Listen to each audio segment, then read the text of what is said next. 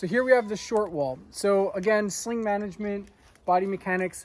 Coming up to this, if I go here and I sling my rifle and keep it here in front of me like we do a lot of times when we just sling our gun, the rifle has a tendency of getting pinned in between me and the obstacle. The other thing here is, if I'm going to choose a leg to lift over the wall, if I lift my right leg, it's lifting my rifle up. So I run into this awkward thing where my rifle's coming here and it's getting kicked around, right? So if my sling falls to me as a lefty, if my sling falls toward the right side, my left leg is the one that's free to come up.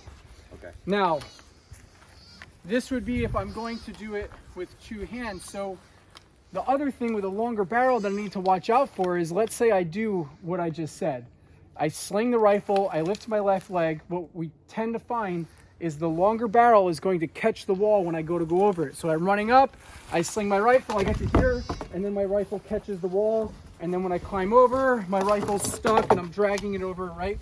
So if that's the case, when I come up, if I bring it here and I sling it behind me, right? When I get up onto the wall, I can pull with my arm and clear the rifle. Here I can take my leg and clear the barrel over the wall so it pops over.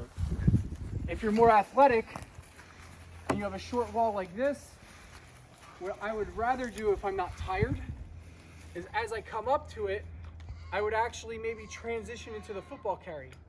So as I'm running up, I'll football carry, I'll post a leg, I'll bring the rifle up and jump over the wall facing one hand. So I'll show you.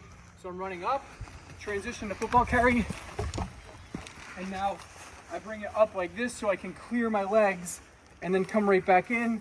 And it's a much more streamlined movement. Takes a little more energy, right? So those are a couple little tweaks, little options we can try to manage the rifle over the short wall. Okay.